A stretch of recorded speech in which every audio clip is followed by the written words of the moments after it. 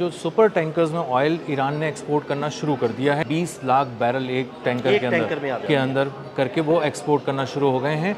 और ईरानी क्रूड को ख़रीदने के लिए बहुत सारे वर्चुअल मैसेजेस, बहुत सारे राब्ते शुरू हो गए हैं। कह रहे हैं कि पहले हमें दीजिएगा, पहले हमें दीजिएगा, और एक एक करके वहाँ से जो जहाज़ हैं वो निकलना शुरू हो। ईरान पहले सस्ता तेल बेच रहा था क्योंकि उस पर पाबंदियाँ थी, लेकिन अब वो बिल्कुल इंटरनेशनल मार्केट की पैरिटी के हिसाब से तेल बेच रहा है। दौलत की देवी मेहरबान ईरान पर अरबों डॉलर की बरसात।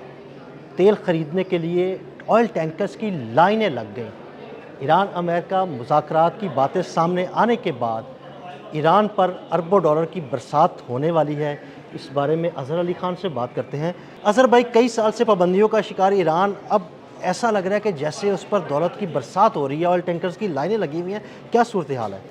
अदिल भाई, अब नेवल ब्लॉकेड उठने लगा है।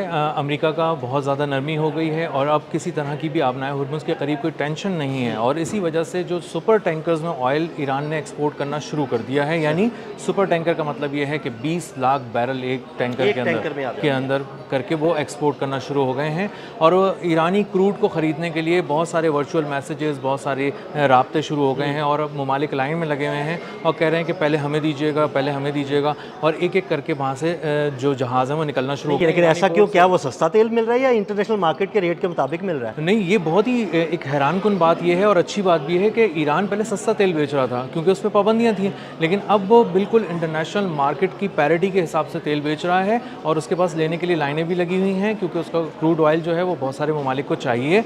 और इस वक्त ईरान के पास 14 करोड़ 70 लाख बैरल तेल ज़ख़ीरा किए हुए हैं। अच्छा, जो उन्होंने अपने टैंक्स बनाए हुए उनमें ज़ख़ीरा किया हुआ है। जी बिल्कुल, और वो बिल्कुल तैयार है। 14 करोड़ 70 लाख बैरल तेल वो फ़ौरन बेच सकता है। इसकी मालियत 13 अरब डॉलर है। और जिस दिन भी ये इसको तेज़ी आएगी जुमे के बाद से, तो हम देखेंगे कि ये अरबों डॉलर जो है वो लेना शुरू कर देगा ईरान मुख्तलिफ ज़राए से। और इसके साथ साथ जो उनके जो बहुत सारे तिजारती जहाज़ हैं वो अब भी तेल ले रहे हैं क्योंकि उनको थोड़ा बहुत भी ख़दशा था कि भाई किसी तरह ये ना हो कि अमेरिका हम पे हमला कर दे खलीज ओमान की साइड पे, बहिरा अरब की तरफ। इसलिए वो चाह रहे थे कि करीब ना आए, बाहर समंदर में, खुले समंदर में मौजूद रहें उनके टैंकर्स, और ये टैंकर भर के जाए और समंदर जो है वो तेल का भरा हुआ जाए, खुले समंदर में जाए और वहाँ से तेल दूसरे टैंकर में शिफ्ट किया जाए। जी, और फिर वो चला जाए, उसको ये रिस्क ना लेना पड़े कि आबनाए हुर्मुज़ के करीब आ रहा है, ईरान के पोर्ट्स के करीब आ रहा है, और अमेरिका कहीं हमला ना कर दे उस पे। जी, ओमान के टेरिटोरियल वाटर्स के करीब कहीं अमेरिका उस पर हमला ना कर दे, तो इस तरह का भी मसला नहीं है। और अरबों डॉलर इसलिए भी अब ज़्यादा आने वाले हैं ईरान के पास क्योंकि ईरान जब जुमे से ये सारी चीज़ें शुरू करेगा और उस पर पाबंदियाँ उठ जाएंगी तो बैंकिंग चैनल्स खुल जाएंगे, पेमेंट्स की अदायगी बहुत आसान हो जाएगी, इंश्योरेंस कवर मिलना शुरू हो जाएगा। अब किसी जहाज़ को कोई ख़तरा नहीं होगा ईरान की तरफ जाते हुए, और इंश्योरेंस कंपनी कहेंगी कि तुम बेफिक्र होकर चले जाओ, अगर कोई नुकसान होता भी है तो हम देख लेंगे, क्योंकि वो इंश्योरेंस कंपनी उसी सूरत उसको ओके करेंगी जब ईरान की तरफ से भी देख लेंगी और जब अमेरिका की तरफ से भी देख लेंगी। तो ये एक बहुत ही ज़बरदस्त मूव है जो ईरान के हक़ में है। इसलिए भी हक़ में है कि ईरान अपनी मर्ज़ी की करेंसी में ये पैसे वसूल कर रहा है अब भी और आगे भी करेगा। पहले तो ईरान ब्लैक मार्केट में बड़े सस्ते दामों तेल बेच रहा था ना, अब तो अगर इंटरनेशनल मार्केट में जो ओपन रेट चल रहा है उसके मुताबिक ईरान तेल बेचेगा तो बड़ा आसान भी हो जाएगा और उससे बहुत सारा रेवेन्यू भी इकट्ठा होगा। जी भाई, पाबंदियों की वजह से ईरान मजबूर था कि वो सस्ते दामों अपना क्रूड ऑयल बेचे, और वो इस तरह से उसकी आप अंदाज़ा कर लें कि जब तकरीबन $80 फ़ी बैरल के हिसाब से इंटरनेशनल प्राइस थी क्रूड ऑयल की, तब वो $47 फ़ी बैरल पे बेचने में मजबूर था। तकरीबन आधी कीमत हो गई। जी, बहुत बहुत कम थी, और ईरान लेकिन मजबूर था, उसको बेचना पड़ रहा था। और ईरान से लोग लेने के लिए तैयार भी थे, और ज़्यादातर उसका बायर जो था वो चाइना था। तो चाइना को जब ये बेच रहे थे तो बहुत ज़्यादा बेचने के बावजूद भी बहुत सारे पैसे नहीं कमा पा रहे थे।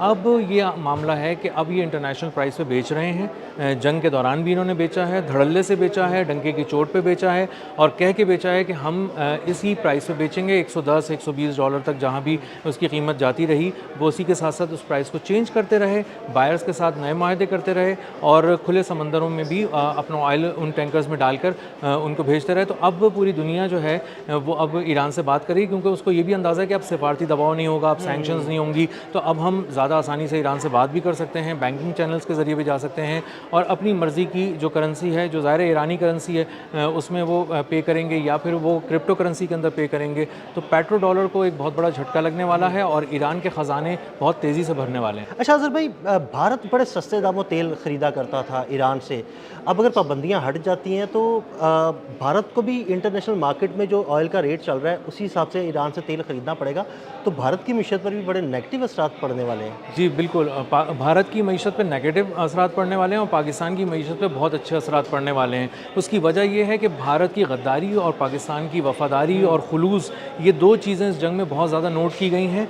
पीठ पे वार किया है, सामने से दिल पे भी वार किया है, पीठ पे भी वार किया है भारत ने, और पाकिस्तान ने हर लिहाज से एक कदम जब उसको आगे बुलाया गया पाकिस्तान को, तो पाकिस्तान 10 कदम आगे चल कर आया और उसके लिए आसानियाँ ढूंढी और राह हमवार की, मुज़ाकरात की, अमन की। तो पाकिस्तान को अब ज़्यादा तेल मिलेगा, कम पैसों में मिलेगा, बहुत ही रियायती नरखों में मिलेगा, और भारत को बिल्कुल उसी तरह ट्रीट किया जाएगा जिस तरह दुकान पे आने वाले किसी कस्टमर को ट्रीट किया जाता है।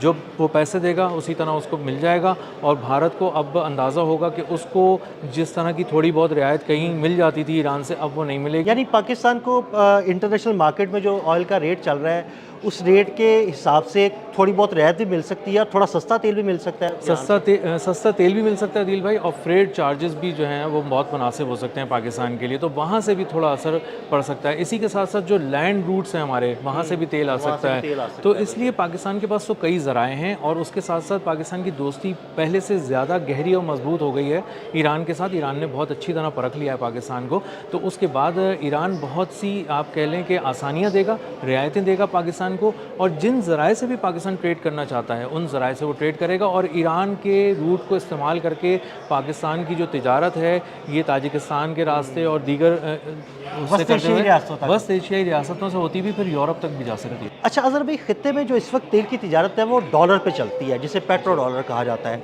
तो क्या ईरान ऐसा कर सकता है कि वो पेट्रो डॉलर की बजाय पेट्रो युआन ले आए और युआन में तेल की तिजारत हो? और अगर ऐसा होता है तो पेट्रो डॉलर पर क्या असरात मुरतब हो सकते हैं? अदील भाई, इस तरह की सारी आजमाइशें और मशक़ें जो है ना वो इस जंग के दौरान ईरान ने कर ली हैं। ईरान ने युआन भी लेके देखा है, ईरान ने डिजिटल करेंसी भी लेके देखी है, और ईरान ने अपनी करेंसी भी लेके देखी है। तीनों करेंसीज़ के अंदर उसने काम किया, लेकिन उसने पेट्रो डॉलर पे काम नहीं किया, डॉलर्स को नहीं लिया, और इसीलिए उसके बाद जब डिजिटल करेंसीज आनी शुरू हुई तो उसको पकड़ना भी बहुत मुश्किल हो गया था, और उससे फ़ायदा बहुत हो रहा था क्योंकि उनको कहीं से भी गिरावट नहीं देखी जा रही थी। अब डॉलर के अंदर वैसे भी गिरावट देखी गई, डॉलर दबाव में भी था, जंग के अंदर भी था, करेंसीज बहुत कमज़ोर हो रही थी, तो ईरान ने अपने सेंट्रल बैंक को भर दिया है अपनी करेंसी से, युआन से, और इसी तरह डिजिटल करेंसीज़ के ज़रिए।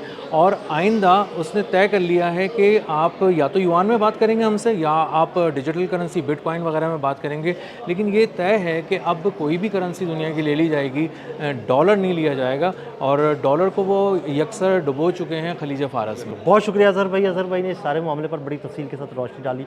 मज़ीद अपडेट्स के लिए मैं फॉलो करते रहें। अदील अहमद और अज़हर अली ख़ान को इजाज़त दीजिएगा। अल्लाह हाफ़िज़।